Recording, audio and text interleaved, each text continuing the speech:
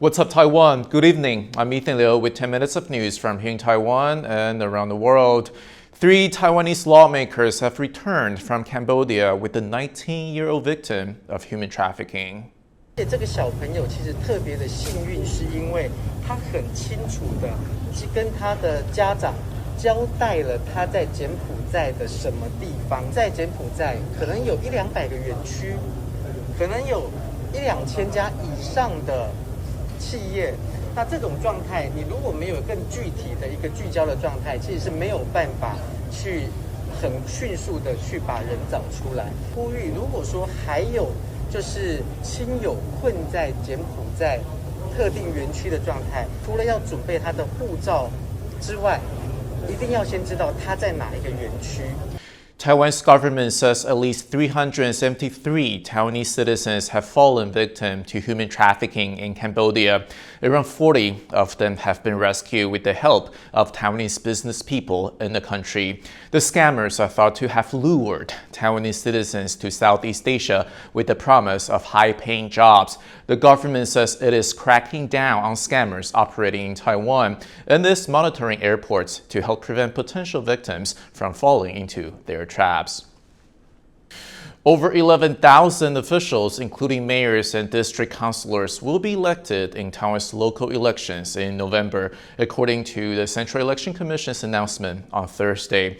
There will be 19.3 million eligible voters, including more than 700,000 first-time voters. As Louis Watt reports, the two main parties have announced their mayoral nominees. With the 100-day countdown to Taiwan's local elections now underway, parties are finalizing their candidates after some unexpected changes. President Tsai Ing-wen, who is the chair of the ruling Democratic Progressive Party, has weighed in on the candidate of Taoyuan. She chose Zheng Yunpeng to stand for mayor of the large metropolis after their previous candidate withdrew over allegations his master's thesis was plagiarized. 我跟玉鹏认识很久，2014年他当党主席，我当党主席的时候，他就是我的文宣部主任。哎，他迟早会做党主席的。Whether this was a slip of the tongue or a prediction, Tsai's party is hoping that Sung's their best bet to stop the city falling into opposition hands. 党主席的位置我不敢当，不过我跟大家报告，以后都叫镇市长，顺利交接，绝对不会错。 The main opposition party, the KMT, has also confirmed their candidates for the 2 most populous cities. Ho Yo-yi, who is one of Taiwan's most popular politicians according to polls, is looking to continue his tenure in New Taipei City. While Lu Xiu-yen, a former journalist who has been in politics for 20 years, will run for a second term in Taichung. The China-friendly party has suffered in the polls, but Lu rejected the notion that the ruling DPP alone could run on a platform opposing Beijing. 抗中保台是每一个国民、每一位首长，尤其包括中央到地方首长的共同责任，不是哪一个人或哪一个政党他专属的权利，也不应该用此来操弄选举。 Lu's answer highlights how national issues will be at play, and the results may well be a barometer of each party's support going into general and presidential elections in 2024. Esnaya Zhou and Louise Watt for TaiwanPlus. The United States government has announced the formal start of new trade negotiations with Taiwan. The U.S. Trade Representative has set out a mandate for the talks under a bilateral trade initiative announced in June. The two sides will discuss regulatory practices, trade facilitation, and fighting corruption. Talks will also cover agriculture, digital trade, and labor issues. The negotiations will be handled by the two countries' representative offices. 这象征台美经贸关系有突破性的发展。 将进一步提升台湾经济的层次，增加国际投资台湾的信心，让台湾有更多的机会吸引美国甚至全球的资金跟技术。A group of Ukrainian lawmakers is founding a Taiwan Friendship Group. The 15-member group aims to boost economic, cultural, and humanitarian ties with Taiwan. Group head Alexander Mereshko says Ukraine thanks Taiwan for support during Russia's invasion, including sanctions on Moscow and reconstruction aid. He says Ukraine sees Taiwan as a partner that shares its value of freedom, democracy, and human rights. The group's founding will be made official at the next full session of parliament. Member Ina Solfson says this could pave the way for Ukraine to set up a representative office in Taipei. Airplane enthusiasts enjoyed a rare sight Thursday morning when South Korea's Black Eagles aerobatic display team landed in southern Taiwan to refuel.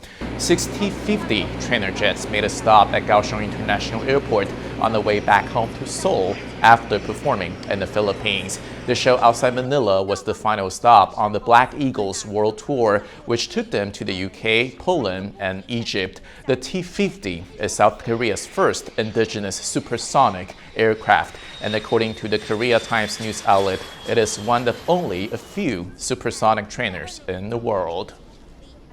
Some of the most important masters of Taiwanese folk arts were on hand for the launch of a brand new TV series on Thursday. It is a collaboration with Discovery Channel called TaiwanPlus Presents. The masterclass series brings viewers behind the scenes to learn how folk traditions are being passed down to the next generation. Andrew Ryan has more.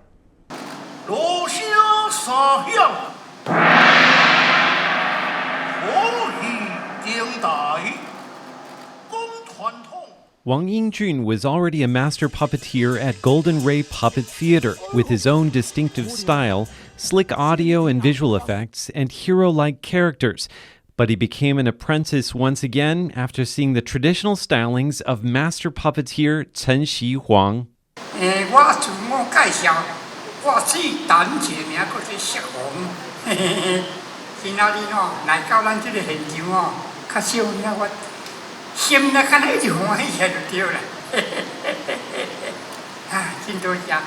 The younger puppeteer is taking what he's learned from the 92-year-old master, and he's using it to help bring a dying art form back to life.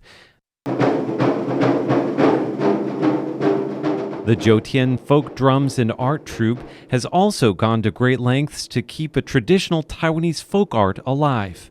民间百戏这个东西就跟杂耍一样，它就是单向，它就是为了某种目的。可是，它要怎么让它变成一个能够上台面的一个表演，甚至是能够上殿堂的一出戏或一出剧或一个秀？那这个就是我们当初在转型一直在思考的。The transformation is featured in the Masterclass series, and so is their solution, a combination of traditional temple fair performances with modern Western music. That's also how the Taiwanese opera troupe Minghua Yuan was able to win back audiences. The century-old troupe has elevated their production quality, bringing the art form to uncharted territory. For viewers, perhaps the most fascinating part of the show is the interaction between the theater troupe's star and her daughter, both on stage and off.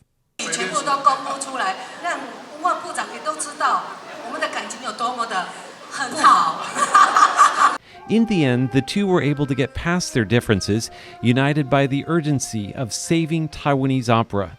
It's an urgency shared by master puppeteer Chen Xi-Huang, who has even taken on students from overseas.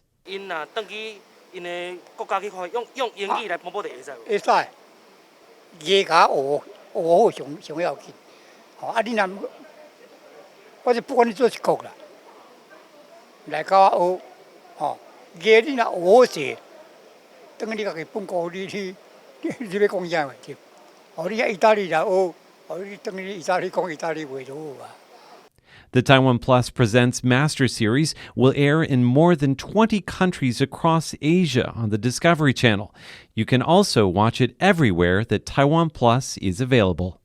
Rick Yi, Yu Jing Huang, and Andrew Ryan for TaiwanPlus. Thank you for watching What's Up Taiwan. Remember to download the TaiwanPlus app for more stories from Taiwan and around the world. Finally, we leave you with images of a Stranger Things themed cafe in Tokyo where visitors can take pictures with the sci-fi franchise's signature monster and taste food inspired by the show. I'm Ethan Liu. Take care, and I'll see you next time.